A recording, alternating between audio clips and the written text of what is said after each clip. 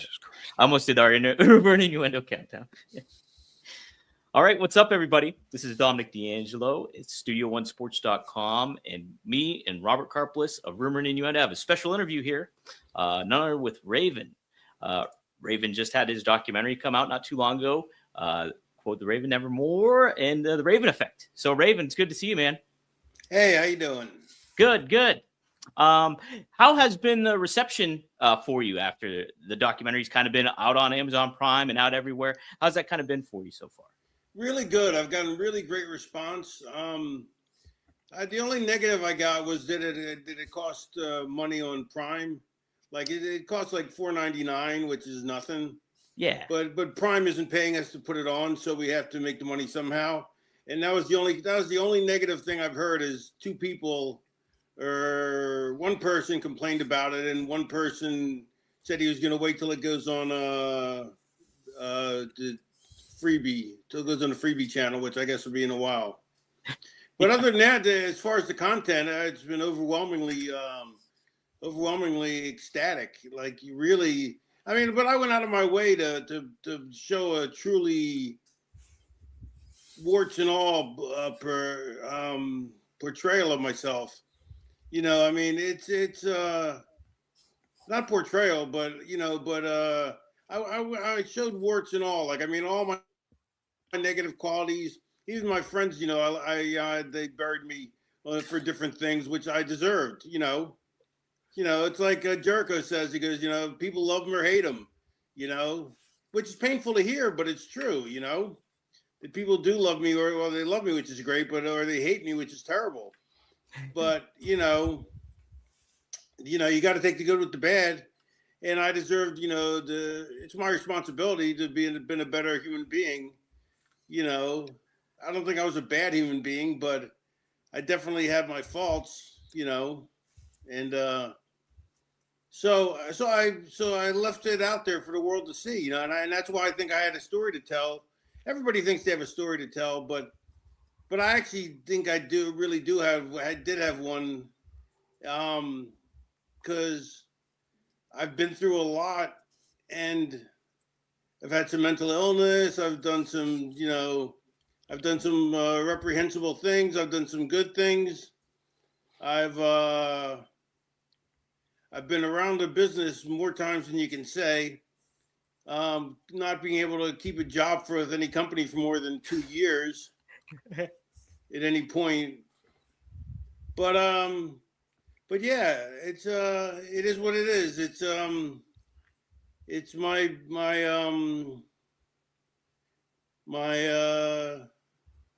story to tell, and I think we told it really well. I think the director did an amazing job. Yeah. I think how everything was set up, and yeah, it certainly told all that kind of story. I think Billy Corgan kind of set it up in the intro very well. Speaking to like what you were talking about, like you've done some good things and then you've done some things you probably regret and everything to that, but it really encompasses a full wrestling career that I think is attainable. Like the Sabu documentary too was attainable to an outside wrestling audience. And I thought that was what was really engaging about it too, but also for the ardent wrestling fan too. I thought it was really great as well. Right, Raven? Did Sabu's documentary good? I didn't see it. Yes, it was good. It was very good. Yes. So it's kind of cool that, yeah, you guys are getting the notoriety and stuff at this point too. So. When did that come out? I want to say, I think late summer, I believe, like August or something like that.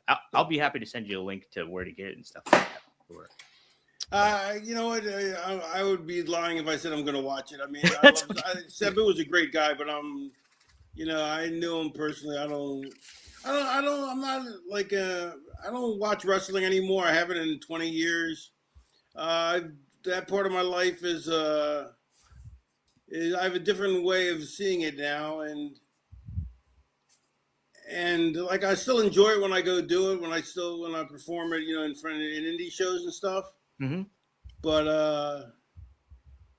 it's not my be all end all like it was. Right. She was the wrestling business was a fickle mistress, and I had enough of her cheating ways. I can definitely say, look, the documentary was unflinching, and I think the nice thing, for the wrestling fan, that's a really good word. Thank you. Feel free to steal that. But the fan is like, I'm not going to pay $5.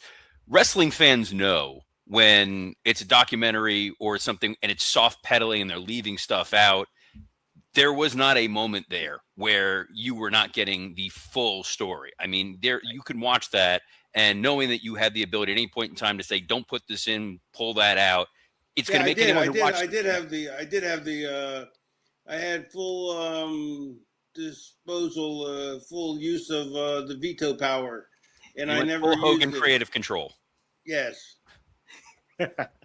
One of the interesting things that I saw in the beginning of this documentary is when you're talking about your father and what he did for a living professionally with the National Enquirer. And I think kind of one of the first questions that jumped out to me was, the Enquirer, the label on a lot of that's fake, a lot of that's, nonsense. Same thing with wrestling.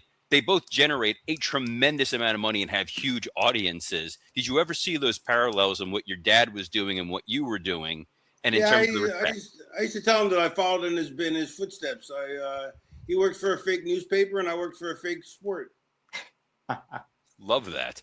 I also love the fact that you talked about the WCW video game, and as a Jewish kid growing up, I would have loved to have known there were 2 Jews on the cover of a professional wrestling video game, but as a kid, never knew that you were Jewish. Well, here's the thing: is I don't follow the religion. I'm only Jewish because my parents were Jewish. Right. Like they didn't have me go to Sunday school. I wasn't bar mitzvahed. So by any stretch of the imagination, I could, I would be slightly accurate if I called myself Jewish. You know what I mean? But don't take this from me. We need this. Don't take this from us. We got you and Goldberg and like half a Savage. Basically said the same thing. Speaking of Goldberg, so I was listening to an interview you did with Chris Van Vliet, and you were talking about your Goldberg match and your Terry Gordy match and how proud you were at how you laid those out. When you go into laying out a match, what's your philosophy? Is it we're going to call it in the ring, or we're going to map out every step, or is there a hybrid? Or on indie shows and house shows, I just call it out in the ring. Mm-hmm. But on TV matches, because you're constrained by time and you want to maximize every second, I set it up. I basically set up the whole thing, and I think you need to on a TV match if you want to get the best out of it. I think, but you have to be good enough. You have to be able to work with a hand that you're not dealt. Like if something happens and somebody screws up and hurts their ankle. You ever see a guy in their match hurt their ankle and then not sell it because it's not part of the match? Yeah, for sure. Yeah, it's horrible. It's like, why won't you sell it? Everybody saw you hurt your ankle. Just go sell it. Change the plot. There's nothing wrong with changing the plot. And you have to be, and that's the thing, is you have to be good enough at calling it in the ring, and calling everything in the ring, so that when you need that on a TV match, when you're under the crunch, on the time crunch, it's like, everybody goes like, I listened to David Spade and Dana Carvey's podcast. Yeah. And they always talk about how hard it was on doing live TV. And I'm like, shit, we've been doing live TV forever. You know what I mean? Like, ours is just as tough, if not tougher, because we're doing 52 weeks a year, and it's like, but I forget sometimes how tough it is. Like, we don't put any value on how tough it is, but it's extraordinarily tough to do a live program every week and to hit all your cues and hit your numbers and hit your marks and hit your spots. And, I don't think it gets enough credit for that, for doing live TV. Now that I've been thinking about it because of this, the Spade and Carvey show, which is really funny, by the way. It's really funny. I catch clips on Instagram. Yeah, it's good stuff. It's very good. Mm-hmm. But what was the point? What was the question? It was about how you like to build a match, which you answered the 2 different versions of it, and you are one of the few people who's had to build one of these matches under a number of different regimes. Obviously, the ECW world, the WCW world, the WWF world, the TNA world. Is it kind of the same philosophy across the board for you? I'm sure Paul was a little bit more free because it wasn't live and you could kind of edit as necessary. But was there a space where you felt the most creative in ring? Yeah, I mean, Portland wrestling and ECW were the two greatest experiences of my life. They were both about 2 years, and I learned so much and grew so much, and had so much after hours fun. And then WCW and WWE, it's more organized, it's more formalized, and it's more, I, in a way I was lucky, in a way I wasn't. Bischoff didn't like my character, he didn't get it. So in that way I was unlucky, but I was lucky in the sense that he let me build my own storylines. After a certain amount of time, he saw that me and Saturn could do our own stuff, and so then he gave us Dusty to help us too, write our storylines, and so that was pretty cool, So in that case, it was pretty lucky, it's a lucky stroke, because he wasn't letting just anybody write their own storylines, Right. I grew up. But I also think I earned that because I always kept my ideas in my own level. Like I never tried to go, well, let me beat the Macho Man. The first thing everybody says when they say, what do you want to do? I want to beat the top guy. You have to work with guys on your own level so that they're willing. Also, that way they're willing, or if their guys are slightly below you, then they're willing to do what you want to do. They're more inclined to do what you want to do because they want to get to your level. So they're happy that you're bringing them up along, That's an incredible piece of advice. I remember when I was in WWE, there were the guys who would.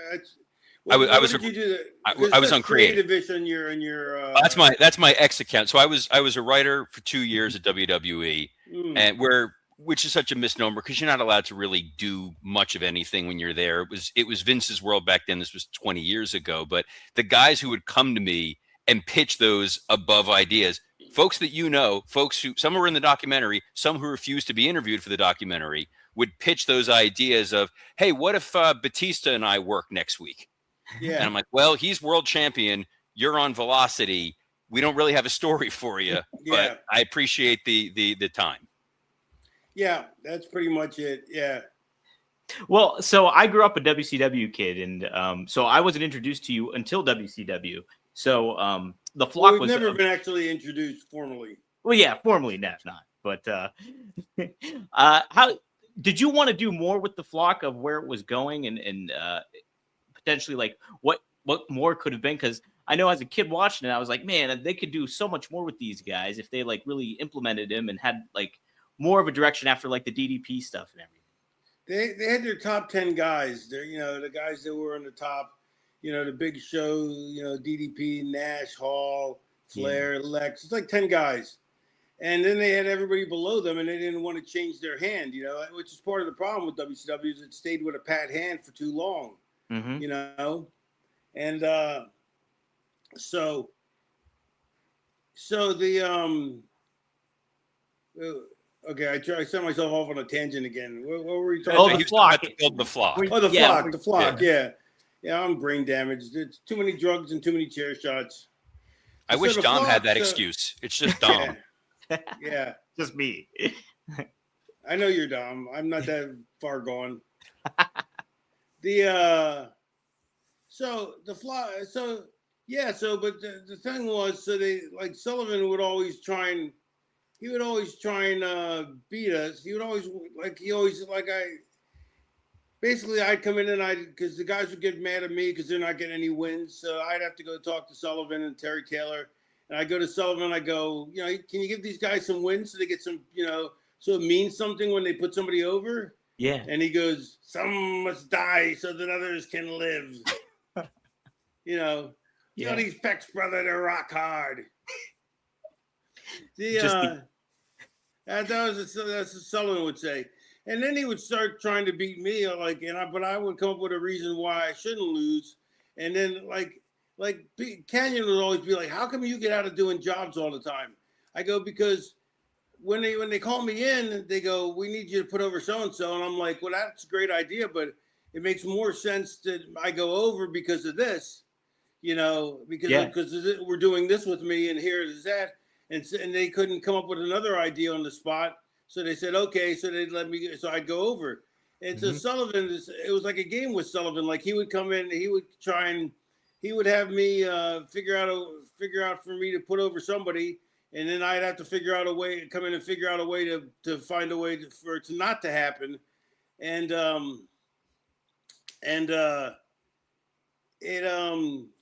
but you can't leave. See, that's the thing is you can't leave the finish room and come back. Like most people, like they would go, all right, we need you to put over so and so, and they'd go okay, and then they'd go and think about it, and they go, I don't want to put over so and so. And they knock on the door and they come back and they go, oh, it's already sent to the truck.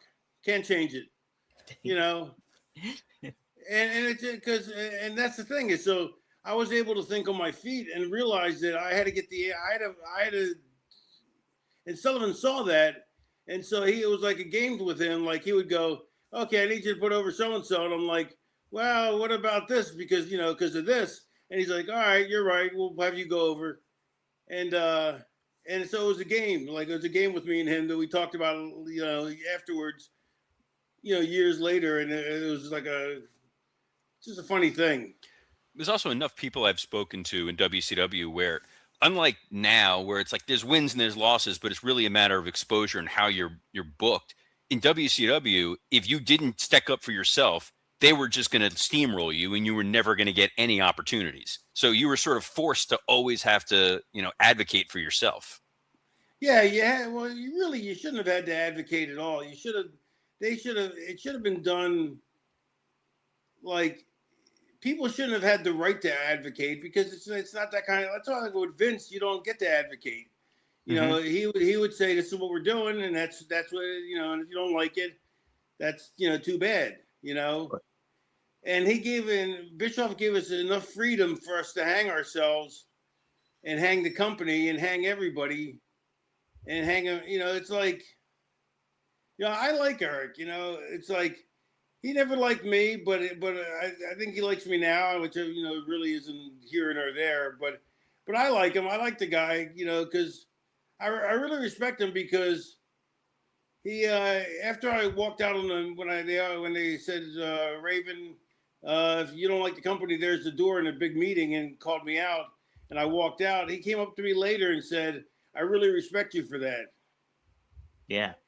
So, so that always earned my respect, that he respected my walking out, as opposed to taking it like in a pissy way. You know what I mean?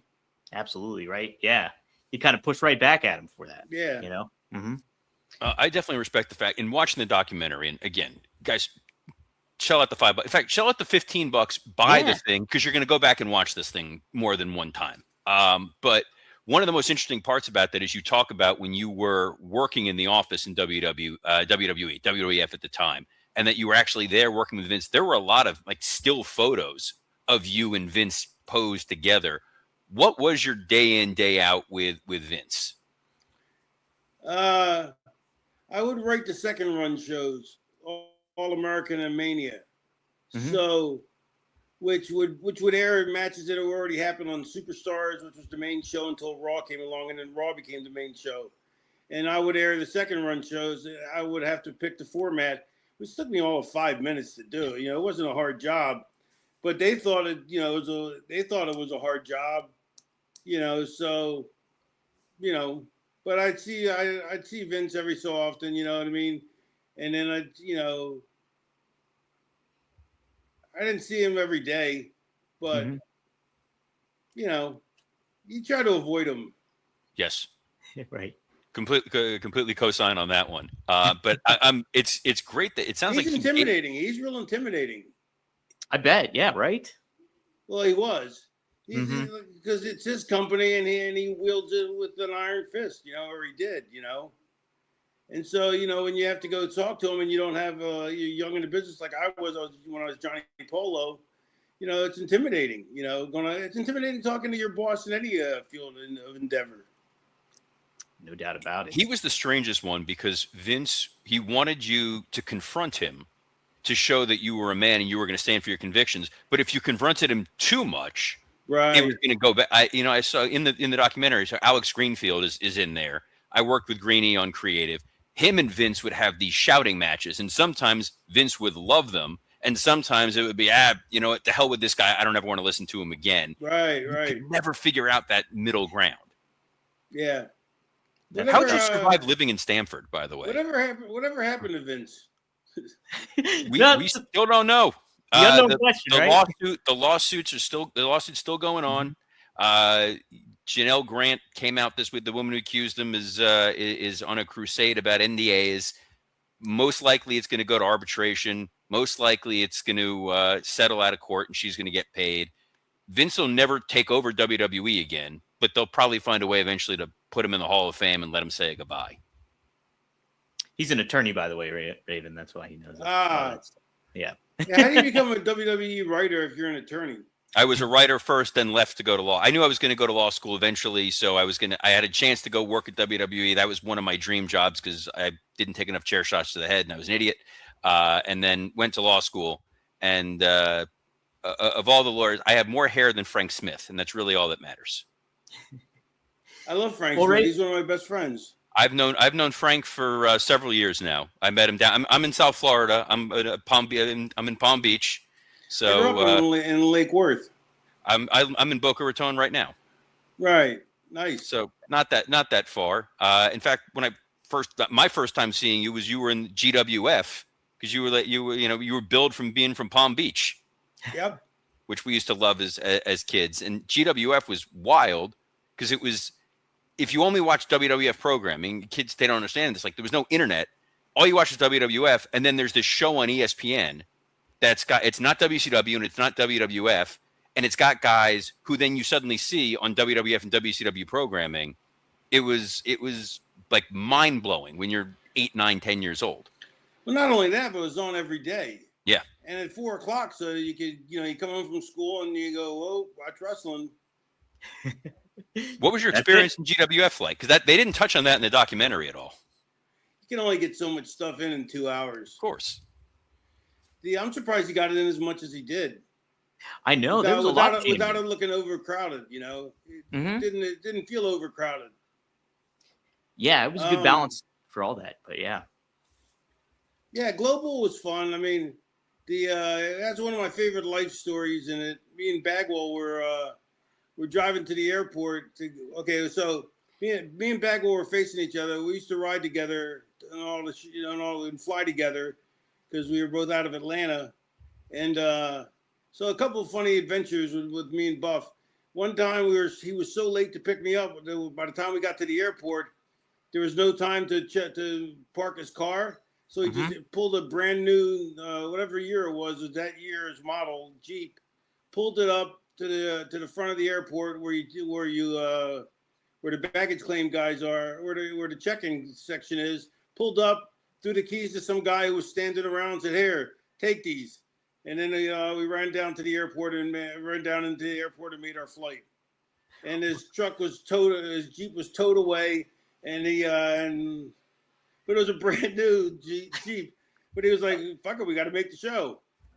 And then one time we were leaving the show, we were wrestling each other, so we were on last. And there's a late flight we can usually make, but it's a rush. So we got to really hustle to make the flight to get home, so we don't have to stay an extra day. And because then you'd have to stay, because for some reason the way the tickets were is you had to stay over a Saturday, and I think we did tapings on a Friday or something.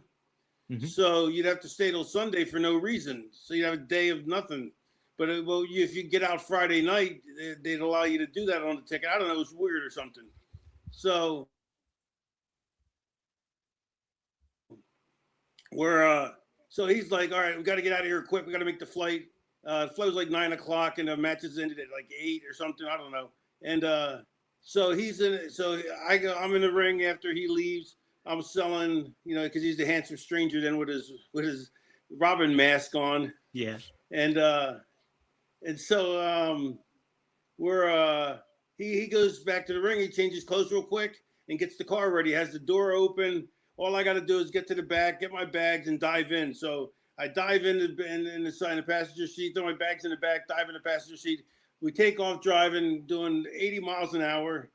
All of a sudden, we're in the highway, and all of a sudden, out of nowhere, I'm like, "Look out for and a tire must have flipped off, came off a truck, on the other side of the highway, you know, like an 8-lane highway, and came rolling across the median and was coming for dead center between the two of us.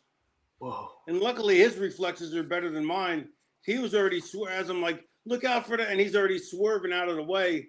I quickly turn around to see behind me. The car behind us swerves out of the way. The car behind him gets hit with it and goes into a tailspin.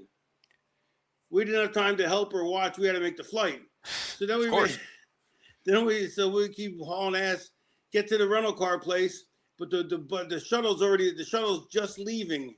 And so we know it's gonna be a while for another shuttle comes back to take its place, you know, to pick us up. So we're screwed, and we're trying to get the guy to stop, but he won't wait for us. And so I get some guy in a pickup truck. We give him some money or something, or he offered to give us a ride. And so I'm still in my wrestling gear, so I'm trying to change out of it while he drives us to the airport from the rental car place in the pickup truck. And all of a sudden we hit a bump. I start to go flying out of the back of the truck, and Bagwell grabs me by the seat of my pants, pulls me back in. We make the flight. And so now I'm like, okay, we got to go out tonight after all this nonsense. So Yeah, we're playing. We have nothing to do on the flight, so we're playing cards. So we're playing War. Remember War? Oh yeah. Game. Yep. We're playing War for shots at Jack.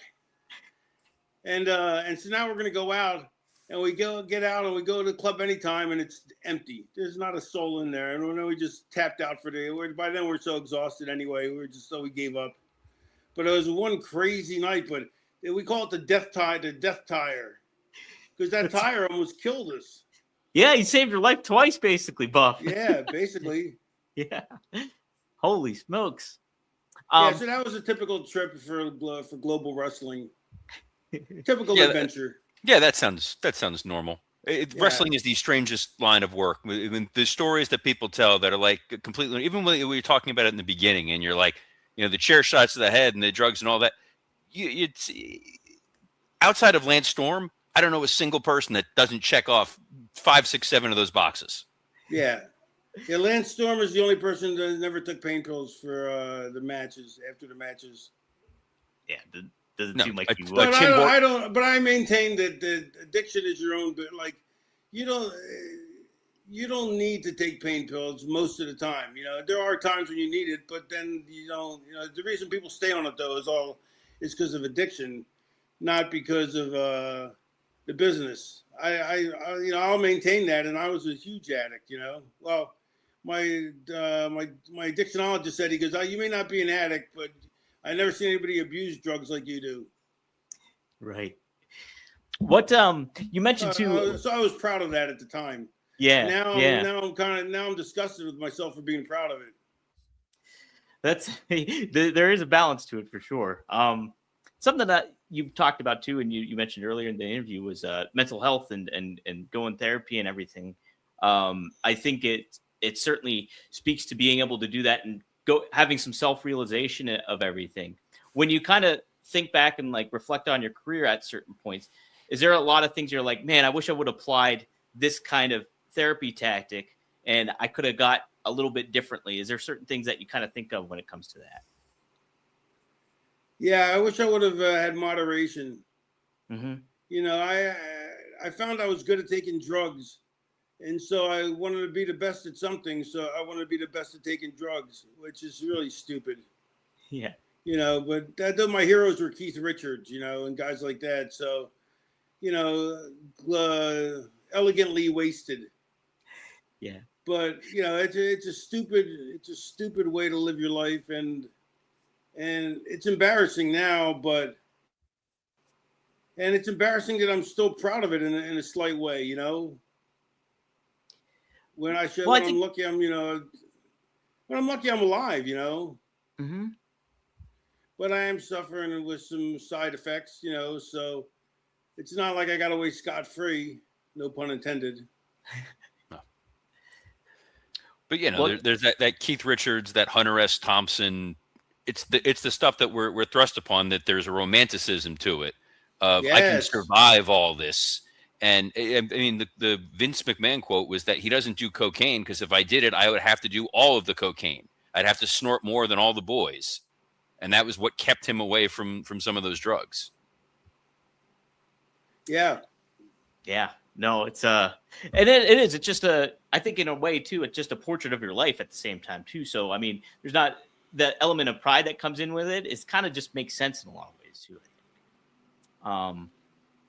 Hey, something that I thought was cool too was you mentioned how you got attached to Dusty like as a fan starting off. What was your first impression when you got to kind of meet him and then kind of interact with him from a booking creative standpoint then as well? I always liked Dusty. Dusty was always good for me. Like he always liked me. So, I really, it was great. I mean, he's the most over guy ever, like just ridiculous, an overweight guy with curly hair, but he was so athletic and so charismatic. It was weird. Like when I was in 5th grade and I was 10, I lived in Milwaukee, Wisconsin for a year. My dad you'll like this, Robert. My dad went to work for the Milwaukee Jewish Chronicle. There we go. He decided Hawaii.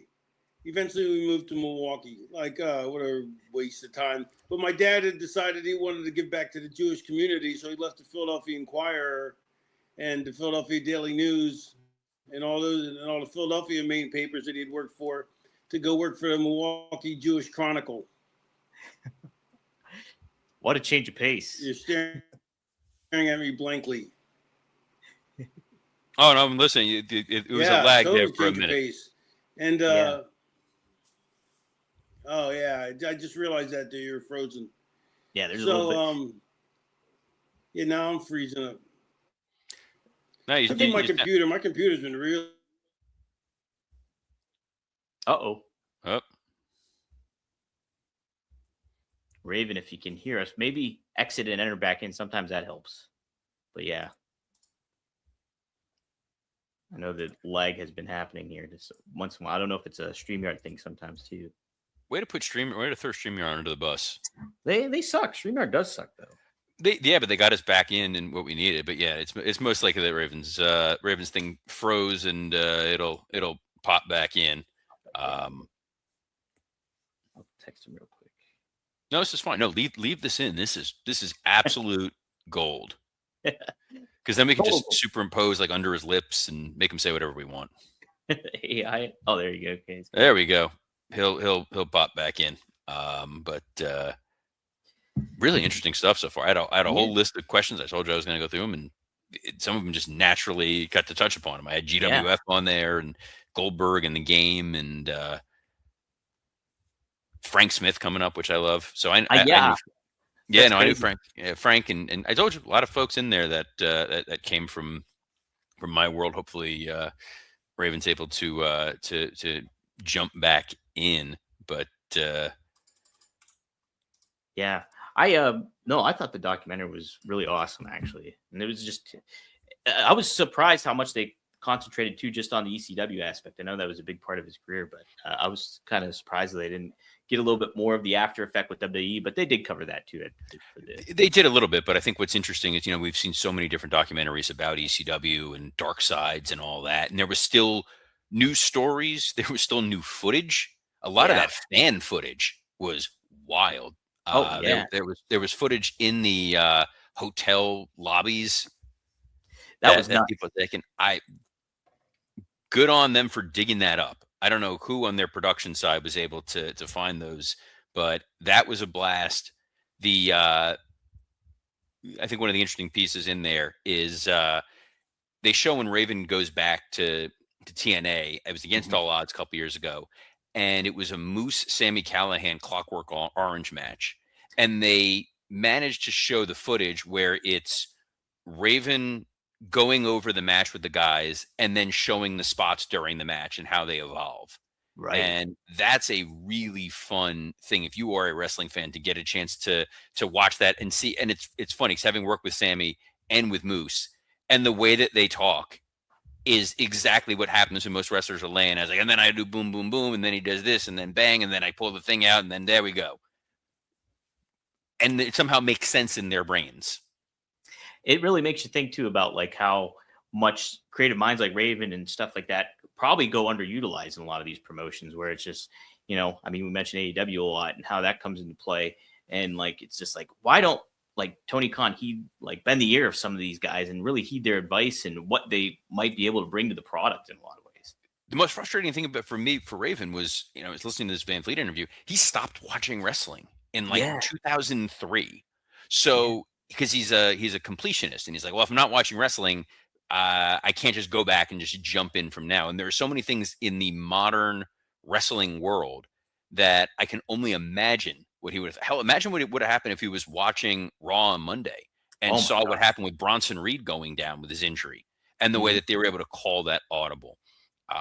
Assuming he comes back, like I kind of want to know if he's seen any of MJF stuff. It's a great point. I feel like that's a dude, because they did show footage of him at the other promotion that we do not discuss here on this show. But some of the folks that he was working with included Jacob Fatu. That's right. Right. That was a pleasant surprise seeing him kind of make a little cameo and all that. So there was nothing pleasant about that section of the documentary. Let's be perfectly honest. I also do love that he was just like, so what happened with Vince? Yeah, that's right. It's a natural, because even if you're totally disconnected from wrestling, like it's got to be a wild thing. But I'm glad he gets along with Bischoff. Now, there's a number of people who have kind of said they hated him at one point, and now they do kind of get along with him. And it's the downside of when you are the guy in the office. Mm-hmm. You become the lightning rod and the fault point for everything. So I'm glad they've made some sort of a detente. Yes. No, it was interesting to get from his college friends' perspectives to his colleagues' perspective in the business, like from Sandman, you name it. But like to see how he kind of was, even outside of wrestling, it was understandable why like he was like his own victim in a lot of ways, that, the mistakes that he's made and stuff like that. But you could also see it was a very great portrait and an understanding. Like if you fans happen to go watch the documentary, you'll see a full encompassment of Raven and how the biggest frustration I had was you watch it and you're like, if this guy would have been around 10 years later, starting out with all this stuff, I look at the Young Bucks, and I don't even know who the Young Bucks are, but those guys making their own merchandise, selling their own shirts, getting into Hot Topic, making themselves a global name, like that would have been Raven. When Raven talks about assembling his gimmick, and it was the cutoff jeans and the flannel and concert shirts. If he would have, instead of just doing concert shirts, made his own branded shirt and just sold it, holy crap! Like the amount of money that's left on him. Maybe I'm glad he's not here right now, because I don't know how thrilled he would have been to know about how much money he probably left on the table. I'm sure he's thought about it. I mean, that was the thing with ECW. Like all those guys who had merch, he created the Dudleys. Mm-hmm. The Dudleys merch was insane. Taz, who designed all the merch, probably did very well for himself. Raven never really had a great iconic shirt design. Well, that's the thing. Yeah, he had band shirts on it, and he made a great point in the documentary too. He was like, if like people realized like they started wearing shirts after I did, I'd be a millionaire if I made all the money off of that too on top of it.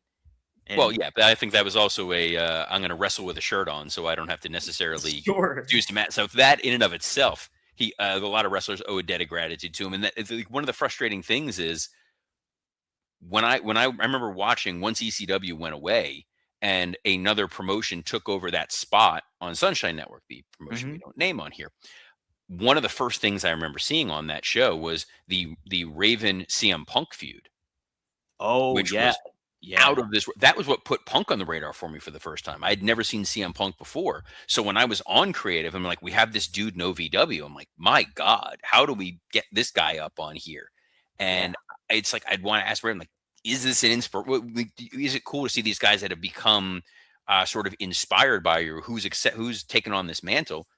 He ain't going to know, because he's not going to know a lot of these guys, but like Bray Wyatt and all of that stuff, it all feels very Raven-esque.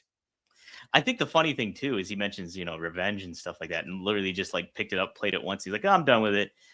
That was a huge part of my life. you know, and to think like I used Raven a lot on that game. He was the most fun character to play in that game. Yes, because you could sit him in the corner, you could do all his different things like that. It was fantastic, and like he did all the taunts. He looked cool. Yes. So to think about the reach that he's had just for wrestlers, not just fans, but the wrestlers themselves and the impact he's made. It's just like, it is understated how much of like he should really go to the W Hall of Fame. Well, that's the biggest disappointment. This was always the thing in Vince world, and it is now. It's WWE controls who exists and who doesn't. Yeah. Mm-hmm. And having been there for the ECW one night stands and the revival and all that, Raven was not a huge part of any of that. He was, I mean, in the Rise and Fall documentary, they do talk about him a lot, but he did not get the due that he probably deserves. And the idea of a WWE Hall of Fame, he even says in the documentary, I'm not going to be in the Hall of Fame because I was never on top in WWF or WCW. And it's like, well, have you seen some of the guys they've put in? Right. Some of the people, you know, all due respect to Coco Beware, but he's always the litmus test. Coco, I mean, Coco was a talented gimmick. Like, it worked. It's just, yeah, that guy, Raven is the guy, one of the guys you think of ECW. He's one of the, you know, he said that there's the 10 guys at WCW. Raven's one of the 10 guys of ECW. And I think that the influence of the guys in ECW has been a lot more impactful than what guys did in WCW. Like, not just Raven, but who really did their best work in WCW? For sure. I mean, yeah, the only argument you could probably make is like the Outsiders, but even that you could argue back because Razor Ramon Diesel kind of aspect of it all too. I mean, what Nash did as DDP. Razor, or as Diesel, I'm sorry, as you know, WWF champion headlining WrestleMania, it's probably more impactful because he was never 1A in WCW. Right. Hogan was always 1A of the NWO. So Hall and Nash were never the main event guys. Maybe Goldberg did his best work in WCW, but that's because he was their one homegrown talent. DDP, Sting are the only ones I could maybe think of otherwise. Maybe, yeah, I think DDP and Sting, you can make an argument for that, but Sting was like WCW before it was WCW. For sure. Yeah, that's true too. I'm talking about the guys who, you know, came into there, but it's like, you know, even what Raven did in WWF didn't blow the doors off, but he wasn't really given the opportunity for that to happen. Yeah. And absolutely. But you go back and watch those Sunday Night Heat shows that he was on, he still made the most of every opportunity that he was given. Yeah. It was part of Mania 17. To that point, though, it was really frustrating as a fan to see him go to WWE and like get excited for him being there, and then like, what the hell is they not doing with Raven? It just everybody knew that was going to be the case. Who did Vince really bring in from elsewhere and give them that kind of an opportunity? He didn't do it for Dreamer. He didn't do it for Taz. Certainly didn't do it for Sabu and Sandman in the limited times that they were there. The Dudleys were probably the most successful outside of Rob Van Dam. Yeah, and I put Rob as an asterisk because when Rob first came in as the Mr. Monday Night gimmick with Jerry Lawler years earlier, they were already grooming him to be a kind of a WWF guy. Yeah. Well, Raven did get back to me. He said that he's trying to get control of his mouse for some reason. It's not letting him log out. So I said, no problem. But so computer tech issues. Damn it, Dom and Raven. Yeah, I'm going to find a way to blame Dom for this. So, but you know, it gave us a chance to chat with Raven for a little bit, kind of spitball a little bit after. Still got a lot more questions. So at some point we will try to bring Raven back. But you can get Nevermore, the Raven documentary on Prime. It's worth the $4.99 rental. I'm not going to tell somebody to go spend their money if it's not and be like, you could just watch a Dark Side on Vice and get the same thing. That ain't the case here. They go deep. It is a great biography of Raven. It's kind of that cradle to the, you don't want to say cradle to the grave, man's still here, but it's like you go from his childhood all the way up to right around now. A lot of great random cameos, a lot of great insights. Friend of the show, Blue Meanie, is on there. Friend adjacent of the show, Tommy Dreamer, is great in there. Billy Corgan of the Billy and the CW, yes, is featured there. Like I said, Robert, I thought he had the most poignant statement about Raven in general, just to encompass who he was as a creative mind and everything like that. I thought it really set up the documentary in a great fashion and was a great way to kind of introduce everybody to Raven.